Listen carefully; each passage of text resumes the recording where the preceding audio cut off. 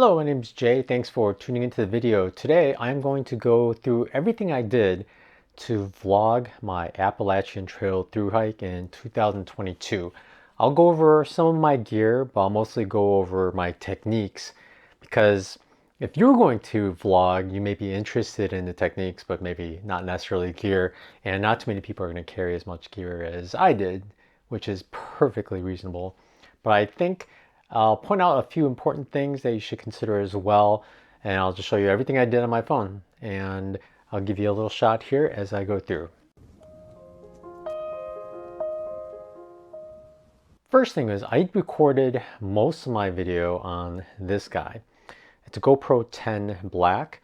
Some people bring GoPros, not a lot though. Most people seem to just use their phone. But I like this because the stability is unmatched really for such a rugged little camera. I used linear mode with horizon lock and it's normal colors. I didn't do any weird color settings, and I set it on 24 frames per second to match my main camera, and I just had it use HEVC, which is the codec that it uses to encode the video, and it's a lot smaller than using H.264. So HEVC when you can. So this is a GoPro. It's just a GoPro.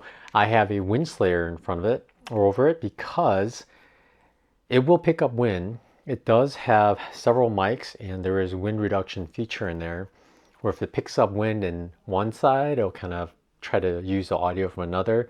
But I find the quality of the audio is just much better if you leave it off, because then it uses both microphones and has like a stereo effect, so it just sounds a lot better. Plus the wind reduction is pretty horrible. Don't ever rely on software wind reduction. It always makes it sound really bad, and it picks up wind too, so it's not even like foolproof. It's just not the best. So I just got this little foam covering for it. It's just a foam covering that goes around the whole thing and covers up the microphone on the top. I did put this little elastic here because sometimes when the wind comes from the front, it lifted this up and then the wind got to the mic. So this kind of holds it down. It doesn't get in the way of anything except the touchscreen in the back. Just kind of blocks that, but overall that did the job really well. It pretty much blocks out most wind unless it's really bad.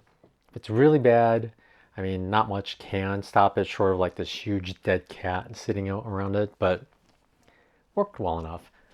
My other camera was I'm using it to film right now. It's a Sony a7 IV, and I used a Tamron 28 to 200 millimeter f2.8 to 5.6 focal length lens. Overall, it came to, I believe it came to 5 pounds. I'll put the weight of how much the lens, the ND filter I put on it, as well as the camera itself, and the microphone I attached to it, right there. Pretty heavy. Most people won't carry a full size camera, let alone a full frame camera. But I use that for any kind of tripod shots as well as a lot of pictures. Had a great zoom, so I use that for zooming in any video where I needed a lot of zoom. I'd use that. And it also worked really well for long exposure shots like at creeks and waterfalls and things like that. And I'm looking forward to using it a lot more on trails coming up this year. But that's what I used, and this takes micro SD cards, and I used SD cards, but because of that I had to get everything onto my phone to edit. So what I would do, number one thing you gotta do is make sure the time on all the cameras are identical. I found if you use the app that connects the camera to the phone, you can set the time through there, and the Sony seems to hold time pretty consistently like any modern timepiece would these days. But the GoPro, you set the time and within a week it'll be several seconds off.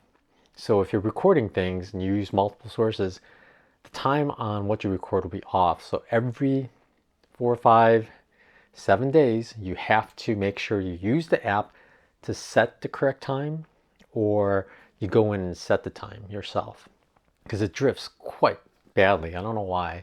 They must have gotten like the cheapest clock components in the world for this camera. But it's just something you have to do if you use multiple sources, like you can use your phone, things like that. I did use this anytime I was walking because the stabilization on the Sony is not the best, and the lens I had was pretty zoomed in, so you had to really hold it out and it was still pretty zoomed in.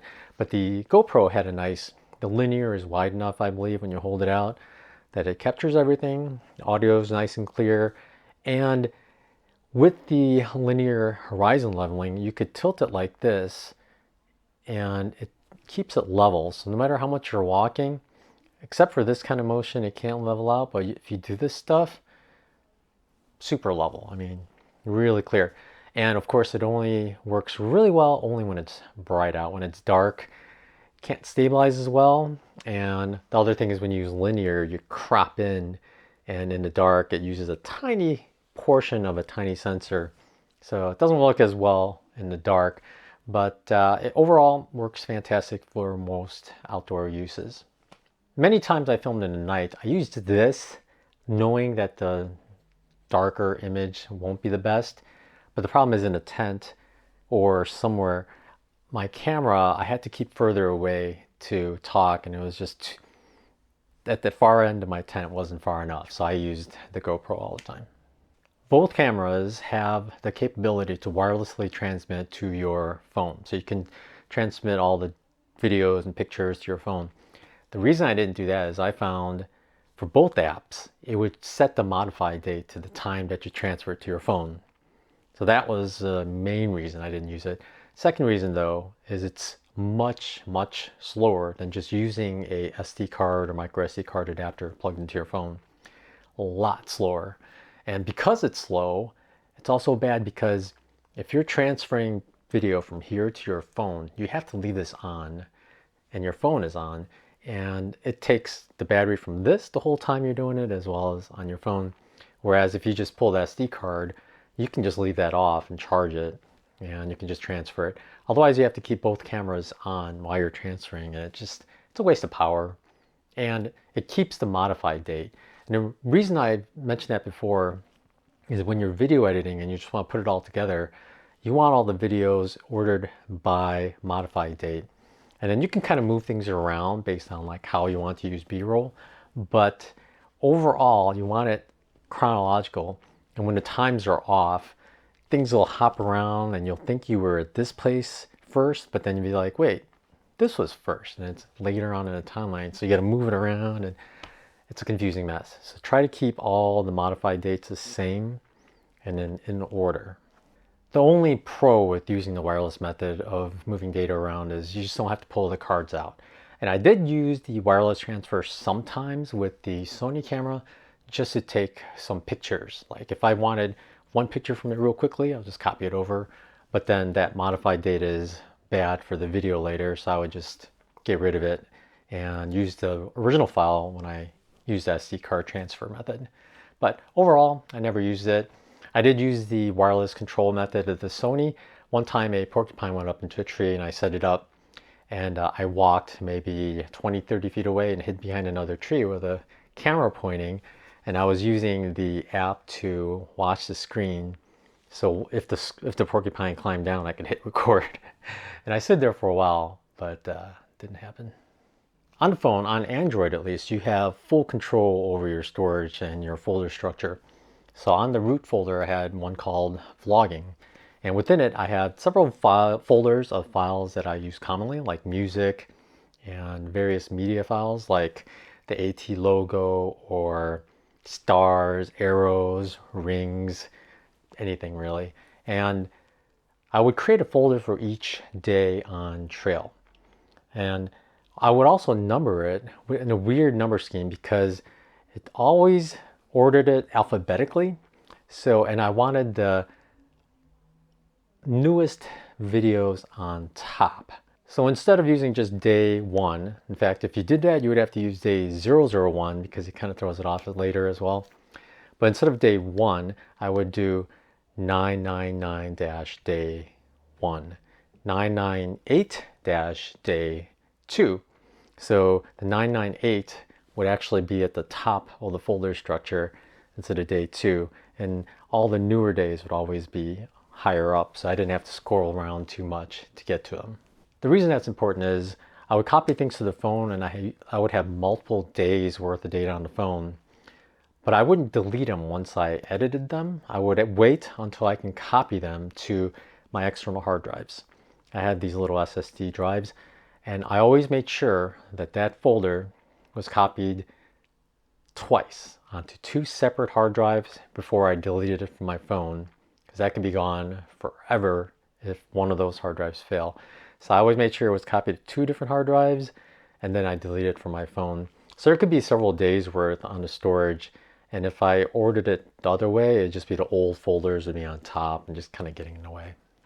Before I start editing for the day, I would actually go into Far Out and map out what I did that day, any extra miles I did, gather up all the information I could, take screenshots of it, and basically just tally it up in my notepad so I have all the data ready separately. So once I edit the video and I get to the end where I put up my stats, I could just look at my notepad and type it all in, so I didn't have to reference other things on the phone and keep switching back and forth in apps trying to get to it, just to avoid having to do that a lot quicker. And I also liked having a physical note of everything so I can type it all into Excel later once I was done with my hike. I have an Android phone, and the app I used was called Power Director. It's the best that I could find. It crashed often for me. It wasn't the best in that aspect, but it let me do everything I wanted to do. I've tried many different apps, but they tried to oversimplify it, and it just limited me so much that I couldn't use those. So I go back to Power Director. First thing I would do for each day as I edit is I would actually go through, and if I knew already something I was going to use as like an intro, because I need something interesting for the first few seconds of the video, just to kind of catch your attention. So I would go through all the videos, or maybe I just remember something that happened and be like, oh yeah, that'd be a good catch clip. So I'd put it in, load it up for the first few seconds, then I would add an intro, and then continue on with the rest of the videos. I generally just dumped all the videos by modified date, chronologically ascending, so I just added them all, and I would go through and edit each clip, and I would basically just cut out the before part and after part of every section, because I would hit record, move my arm up, and you don't want that. And after you're done talking, on the GoPro anyway, you have to wait like a second, hit the button, and then you just cut that as well. Or maybe you're moving things around.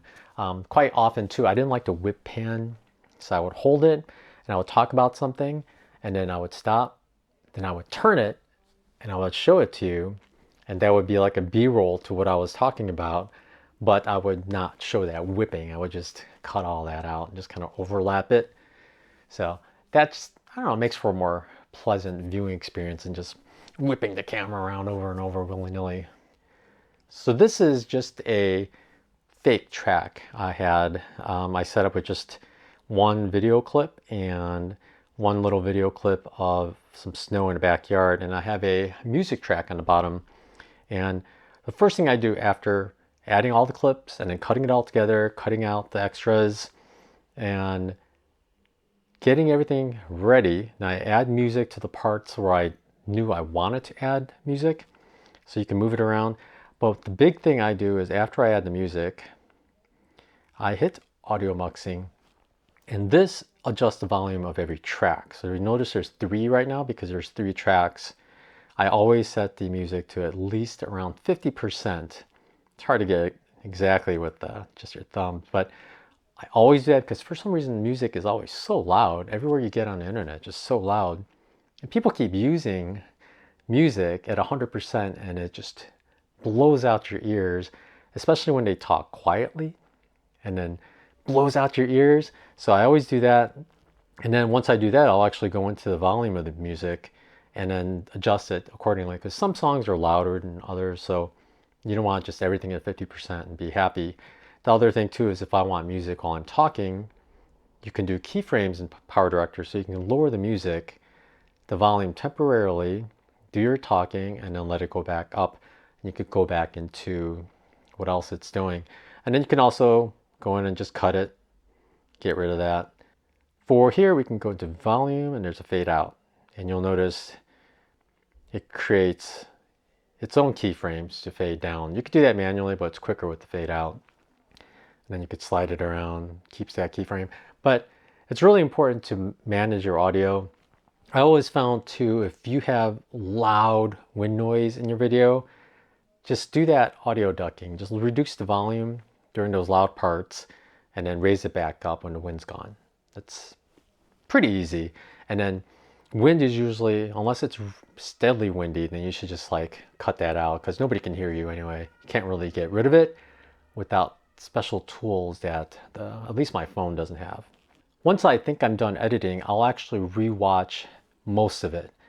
Because I don't want any stumbles in there, I would have to recut those out. But I would watch, maybe I'll skip through some parts, but I'll rewatch almost all of it. Although while I was editing, I'll have watched everything at least once, sometimes multiple times, depending on the difficulty of the editing. But once I think I'm done, I'll go through and then skim everything, make sure there's music where it should be, not music where there shouldn't be, or sometimes the music goes longer than the video and then you get this weird black screen or something like that. Some weird things. You want to just clean it up, and then once it's done, you could hit render video. And then with that, I always produced at full HD 1080p. I filmed at 24 frames per second, so I would always change it to 24 frames per second and produce. And that takes about 20 to 30 minutes for about 15 to 20 minute video. And that's just 1080p at 24 frames per second. The more frames per second you use, it's going to take longer. So if I use 60 frames per second, that's going to take over twice as long because 60 is more than 24. But I always use 1080p because I found 4K takes way too long for my phone to edit, and the resulting files are much too big. Although all my source files were 4K, I rendered in 1080p because if you're going to be uploading from on trail, 4K just takes forever. And when you're uploading YouTube videos, sometimes there's a chance it'll fail and you got to start over. So it's just better to go 1080p. A 15 to 20 minute video usually wound up being 1 gig to 1.5 gigs, roughly. So yeah. And if you want to do 1080p, also, yeah, try to avoid 60 frames per second as output, because even if you filmed at 60, just because it's just going to be way too big. If you filmed at 60, maybe just render in 30 because it's an even frame, like an even frame rate from 60, and it'll look smooth. If you go 24, it's not going to work right. Render in whatever you filmed at. And that's the other important thing. Everything you film with, you want recording at the same frame rate. That way, when you render it, you can use that same frame rate and it'll look nice and smooth. If you film at 24 and then render at 30, it has to fill in those extra frames and it'll be like a little jitter. If you film at 30 and then you render at 24, it has to cut out a few. So it'll be smooth and then jump, and then smooth and jump. So you don't want like weird effects. So always try to film at what you're going to render. And if you film things like on the GoPro, I filmed things at 120 frames per second for slow-mo things, I would reduce the speed of that by about 24%, maybe more. When it's that high, it can more easily cut where it needs to. But stick with whatever you film for what you render. And just as a hint, 24 is smaller. Although I found if you're using your phone to record, oftentimes you can't change the frame rate much. For some reason on my phone, I could use the back apps to record 24 frames per second, but the front app, I'm limited to 30. So if I'm ever using my phone to vlog and I'm holding my phone like this, I can only film at 30 with this camera. So I might do everything in 30, but I'll stick with everything in 24 from now on. That's my preferred frame rate right now. But once it's producing, you just put your phone down, at least for my phone, because the app is it works well. It actually never crashed on me while rendering when I left my phone alone. But I found if I flip around and try to make thumbnails and stuff, it'll crash the app or something will happen. So it's a wasted time. You have to go back and re-render it and then not touch your phone anyway. So I just left it alone until it was done, and then I would start the upload, and then I would work on the thumbnail while that upload's going, because the upload process doesn't take too many resources, but the rendering of the video does. So that's my hint to you. Just kind of leave it alone when it's rendering and let it do its job so you don't have to wait once. The editing part in the beginning, I didn't edit on trail at all because it was just so cold. And I'm 50 years old now, so I have to keep my phone a certain distance for me to see it. And when I'm this far away, just everything gets cold. So I just bucked up in my quilt and didn't do much of it. Maybe listen to some music. But so I did a lot of editing in hostels and hotels. And once I did that, I would always upload on Wi-Fi. I believe like maybe 95, 98% of all the videos I uploaded, I did on Wi-Fi at hotels or hostels. I didn't try to use my data at all because I found even if you have data when you're remote, unless it's strong, the upload just takes forever and it just drains your phone battery like crazy for the whole time it's trying. So unless it's really strong, I wouldn't recommend using your data to upload. Just wait for Wi-Fi, and then when you're there somewhere, just upload. Just keep uploading one at a time. Once each one's done, start up another one. You don't want too many going at once because then they all take a long time to go, and then if something happens, then you got to start over with all of them. It's better just do one, let it go all the way finish, start another one, let it all go all the way finish, and then once that's done and you have your thumbnail made, edit the title and the description of your video, and then using YouTube Studio, schedule it. So a certain time each day or whatever day you want to go out, but try not to, I don't think it's a good idea to just publish as soon as you upload, because then you have like 3 or 4 all at the same time and then a week of nothing and 3 or 4, and it's easier for people to kind of miss and then also forget about you during that week period. So kind of schedule it all out. I try to use a consistent time, and for me the easiest way to keep a schedule was to have it go live the week after I filmed it. So everything except maybe 2 or 3 videos was 7 days delayed, except once I got in 100-mile wilderness and I had less Wi-Fi for a while, and then that got delayed further. But I try to keep everything at exactly 7 days. So that also made things a little easier, I think, to understand, because you could say, oh, it's Wednesday now, and they think, oh yeah, it's Wednesday because they're watching it on a Wednesday. And that helps when you have planning that goes around weekends. Although holidays are kind of weird, but you can do like in the movies and then act like when you're filming it's a week ahead, and say like, Happy Easter or something like that. But yeah, scheduling I think is a big thing. Definitely use that. And again, once at the hotel, once I got a bunch of videos done and rendered and had all the thumbnails, I would plug in my external hard drives and copy the data. Unfortunately, when you're copying data to one of those hard drives, you can't charge your phone because the ports are used. So I would make sure there's enough power and then just copy the data, put it in the second hard drive, copy the data, and I could remove those folders from my phone. And I always had 2 copies of everything just in case something happens. And that's pretty much it. It's a lot of stuff, but those are the big things. I don't know if I'll ever go into detail about how I film things or whatever techniques or things, anything technical, because it might be too boring. I don't know. But the big things are, I think, try to avoid 4K. Use 1080p just because 4K is just way too big to upload regularly. And it takes longer for your phone to render and uses more battery. And it takes way more data on your phone. If you can, use HEVC codec, which is a H.265. Most modern phones have that option. I don't know if by default it's on, but you may look into that and just turn it on. Most modern editing applications can edit H.265 as well.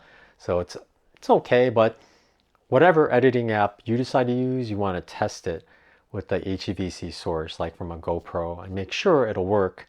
Otherwise, you'll have no way to edit your videos later. So everything you do, if you're going to be vlogging, you want to actually go through trial runs to see how everything looks, whether the app's usable, things like that, before you get on trail or any other trails.